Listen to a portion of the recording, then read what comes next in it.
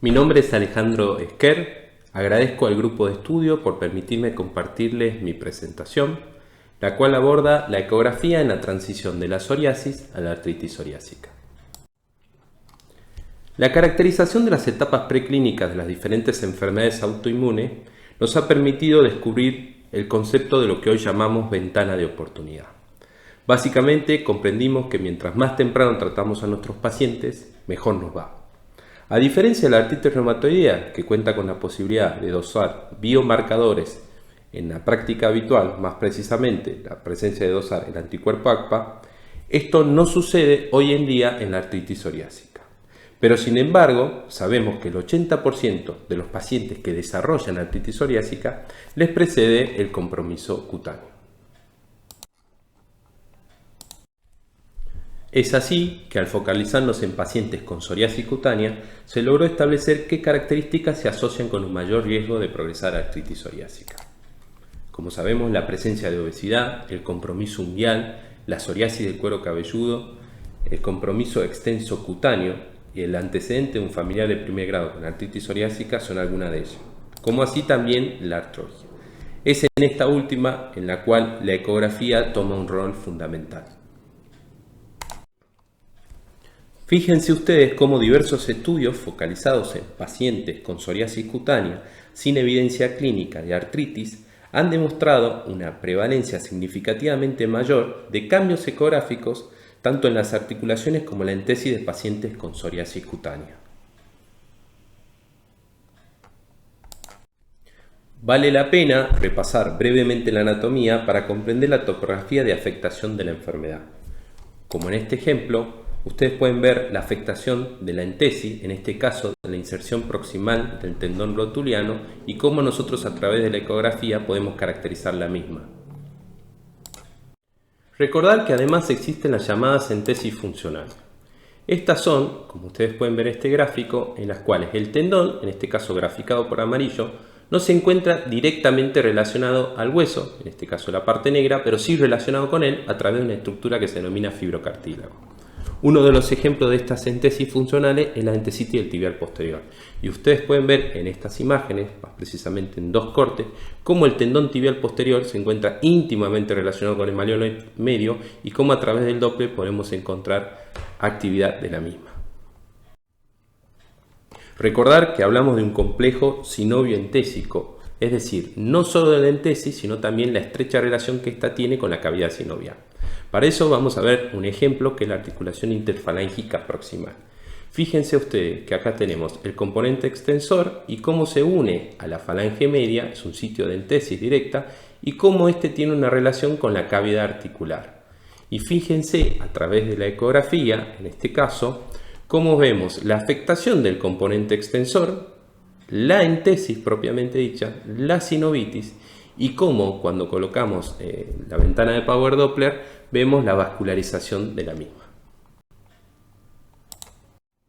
Y por último, recordar que a nivel de las articulaciones interfalángicas distales existe una extrema relación entre lo que es el componente sinovio-entésico y la uña, más precisamente con la matriz unguial. Fíjense ustedes cómo a través de la imagen ecográfica constatamos sinovitis, constatamos entesitis y una alteración en lo que es la matriz unguial, y cómo a través de la captación de señal Power Doppler vemos las vascularizaciones de las mismas y la íntima relación entre ambas estructuras.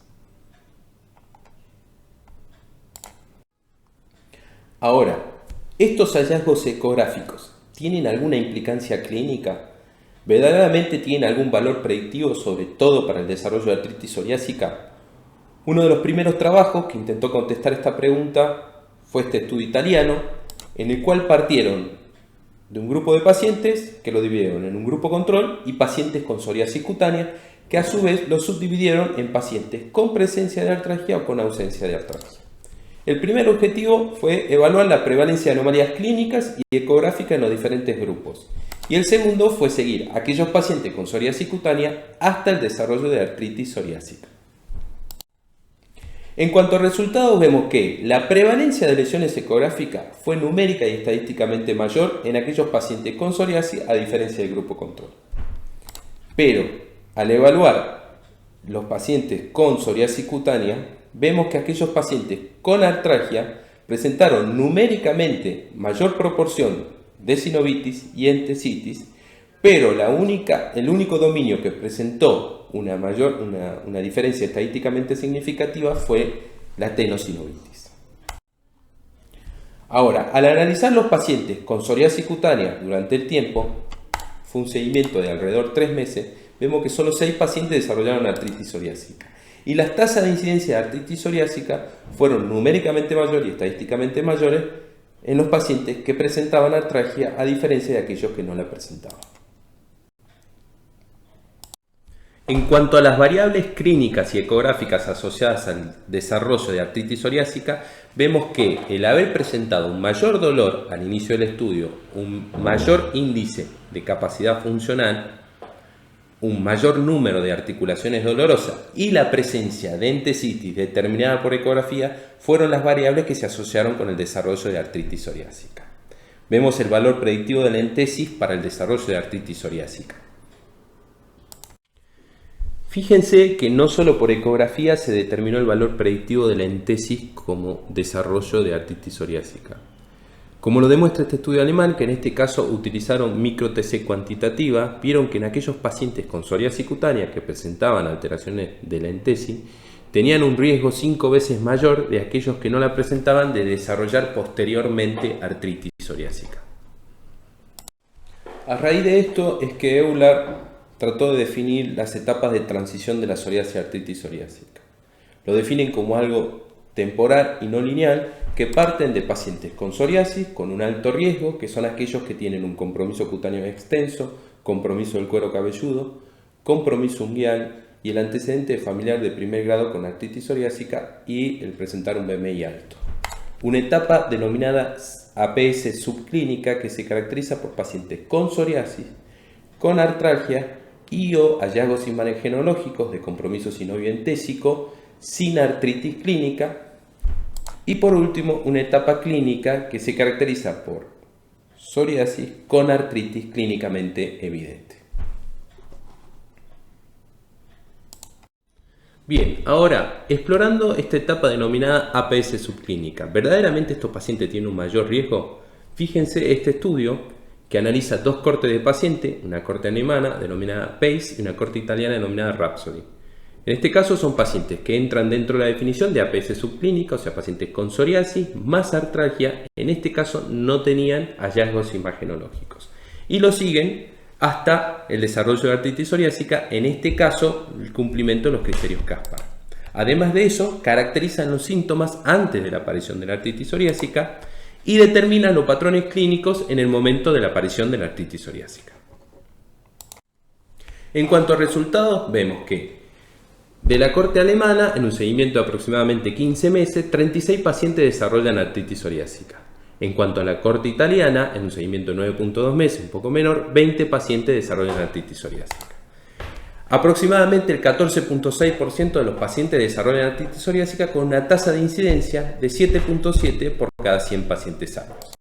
En cuanto a la probabilidad de desarrollo de artritis psoriásica en función del tiempo, vemos que a los 12 meses la probabilidad era del 9.4%, mientras que a los 36 meses esa probabilidad de desarrollo de artritis psoriásica fue del 22.7%, una probabilidad mucho mayor de la que estamos acostumbrados a hablar, que ronda del 0.3 al 3.7%. En cuanto a la caracterización de los síntomas antes de la aparición de la APS clínica, ellos definieron 3 patrones: un patrón inflamatorio, un patrón no inflamatorio y un patrón mixto. Vemos que aquellos pacientes que presentaron un patrón inflamatorio, que eran el 16%, presentaron una persistencia de los síntomas relativamente corta hasta el desarrollo de la APS clínica. Mientras que el restante 80% de los pacientes que presentaron un patrón no inflamatorio y un patrón mixto presentaron una persistencia de los síntomas larga hasta el desarrollo de artritis psoriásica. El principal patrón de presentación en los pacientes que desarrollaron artritis psoriásica fue el patrón articular periférico. Dentro de esos, la oligoartritis en un 76%, seguido del compromiso entésico en un 12.5%. La articulación más frecuentemente afectada fueron las articulaciones de los dedos, seguido por la articulación del carpo y seguido por las articulaciones de los miembros inferiores. En cuanto al dominio entésico, la entesitis más frecuente afectada, con un 50%, fue la epicondilitis lateral, seguida por la entesitis del Aquiles. Ahora, fíjense ustedes la diferencia sustancial que existe entre aquellos pacientes denominados como APS subclínica y aquellos pacientes con psoriasis sin artralgia. En este caso, estos son datos de la corte italiana, la corte de Rapsodia, y vean cómo la probabilidad de diagnóstico de artritis psoriásica es sustancialmente mayor en aquellos pacientes, en este caso por la línea azul, denominados APS subclínica, en comparación con los pacientes que tienen psoriasis sin artralgia. Vimos recientemente que la artralgia por sí solo representa un factor de riesgo para el desarrollo de artritis psoriásica. ¿Qué pasa si esta artralgia incluimos la evaluación ecográfica? ¿Verdaderamente aumentamos las posibilidades de interceptar a nuestros pacientes en esta etapa de transición? Yo le voy a demostrar que sí. Para eso, fíjense en este trabajo español que analiza pacientes con psoriasis con artralgias digitales, predominantemente a nivel de las manos. Ellos realizan una evaluación ecográfica y determinan el porcentaje de pacientes que presentan dactilitis por ecografía. Los siguen durante 12 meses y evalúan cuántos de esos pacientes desarrollan artritis psoriásica, y además de eso evalúan la asociación entre la dactilitis detectada por ecografía con el diagnóstico de artritis psoriásica. Ahora, ¿qué aspecto tienen en cuenta para determinar la presencia de dactilitis ecográfica?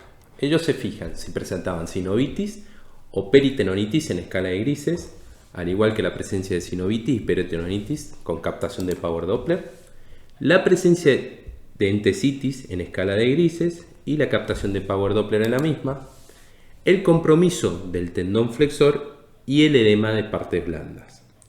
Debían al presentar por lo menos 2 de estas lesiones previamente descritas en al menos uno de los dedos para ser considerado como dactilitis ecográfica. En cuanto a resultados, vemos que el 23% de los pacientes desarrollaron artritis psoriásica. En cuanto a las variables que se asociaron con el desarrollo de artritis psoriásica, la dactilitis determinada por ecografía junto con la sinovitis, el Power Doppler de la sinovitis, la tenosinovitis en escala de grises, la entesitis en escala de grises y en Power Doppler, y el compromiso del componente extensor o la peritenonitis. En cuanto al análisis multivariado, vemos que las variables ecográficas asociadas con el diagnóstico de artritis psoriásica fueron la presencia de Power Doppler en la sinovitis y la presencia de entesitis en escala de grises. Se elaboró un modelo en el cual se estableció una precisión predictiva de artritis psoriásica del 89%, con una sensibilidad del 87% y una especificidad del 90%. Como conclusión vemos que diferentes patrones clínicos asociados a hallazgos imagenológicos nos han permitido clarificar esta etapa de transición de psoriasis a artritis psoriásica. Con esto finalizo mi presentación, espero que les haya gustado. Le dejo acá una foto de mi grupo de trabajo, que la verdad, sin ninguno de ellos nada de esto sería posible. Muchas gracias.